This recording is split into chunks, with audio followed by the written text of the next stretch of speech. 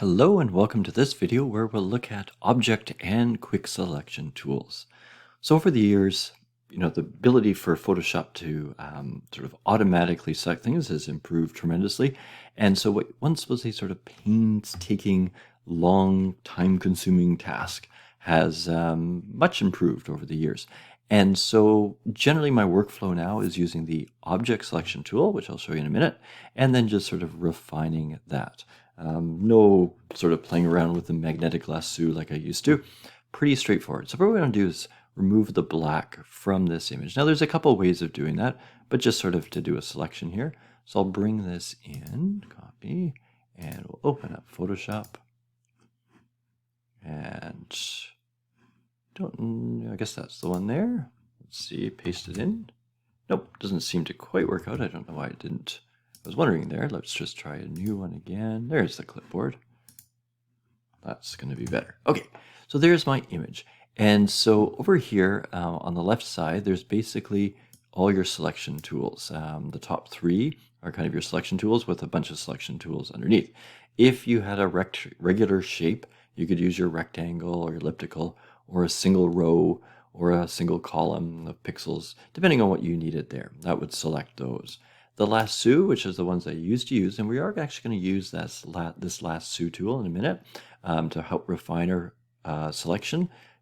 Can be useful, obviously not useful for going around the whole thing unless you had a really steady hand. The polygonal lasso tool can actually be very useful if you've got sort of a rectilinear, nice straight sort of edges, nice angles. That actually works quite well. And what I used to find as my sort of hero for selection, the magnetic lasso tool, I really can't think about the last time I used it. It's just not as effective as it once was, simply because, like I said, Photoshop will be able to detect those edges really, really well. In here, the sort of third category, these are the tools that I tend to use more.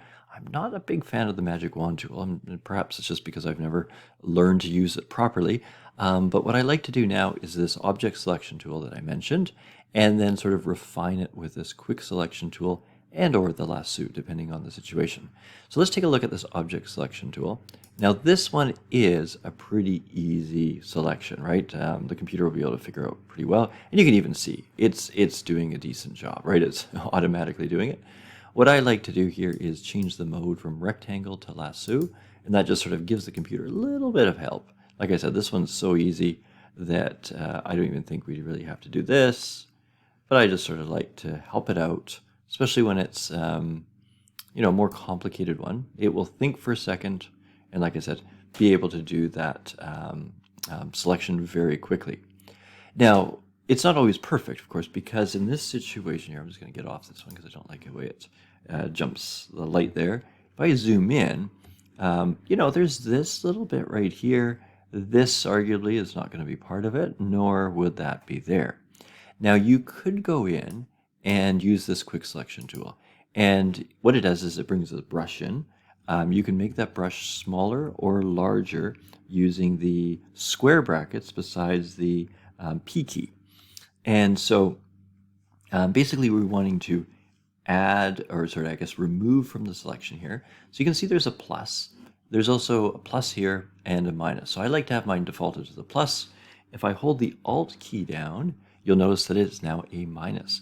And if you get in here and make it smaller, and then sort of with the minus, you can kind of click, and then Photoshop usually does a pretty good job, but not always perfect, of getting that. And you can see there's these little bits there, and that's where I'm going to grab the regular lasso. Same with that. And, I could get my brush a little bit smaller and click in there.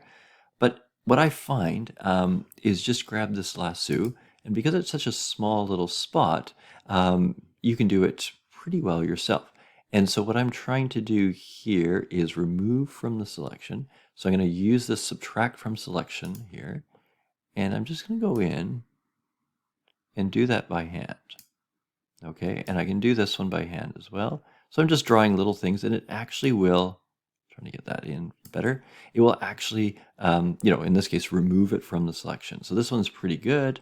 This guy here, again, it depends how steady your hand is, but you can see there that it's pulled that in.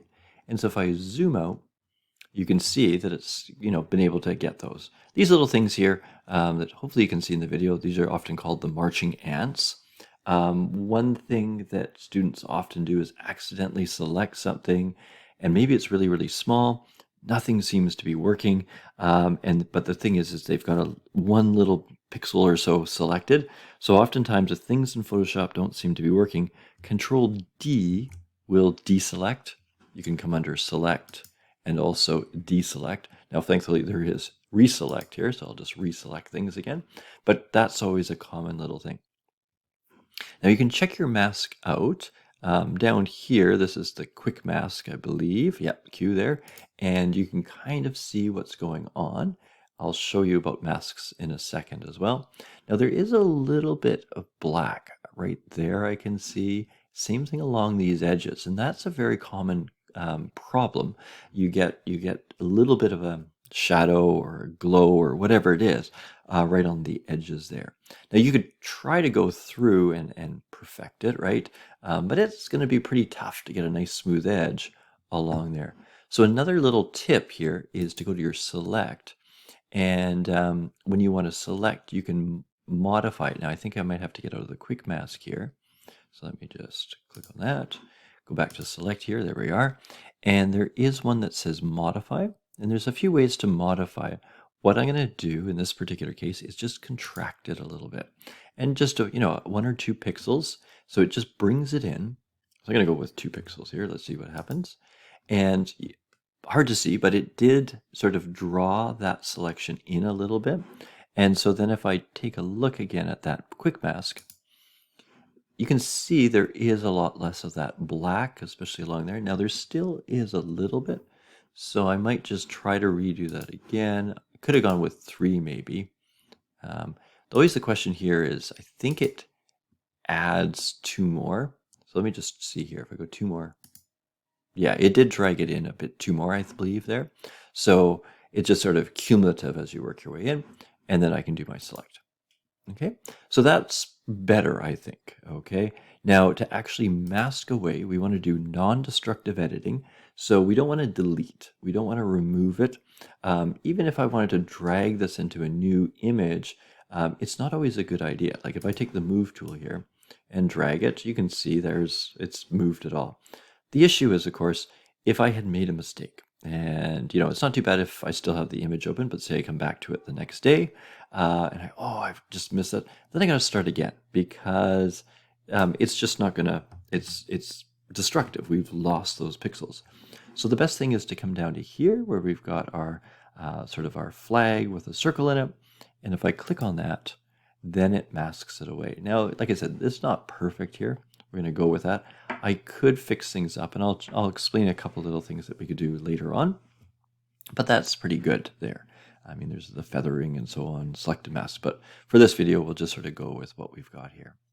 All right, so that is some idea about how to select. If I come back here, that's what I've sort of worked through here with the quick selection, using the quick selection tool, adding from that and that one there. And so the idea here was to create some sort of banner, perhaps. Walnut Grove flowers I've created here. And we've got 2 flowers. This is the same flower, just sort of reversed the image there. And so, with that selection tool, or the ability to select, I guess, with a variety of selection tools, that would be, something that you could pretty easily create.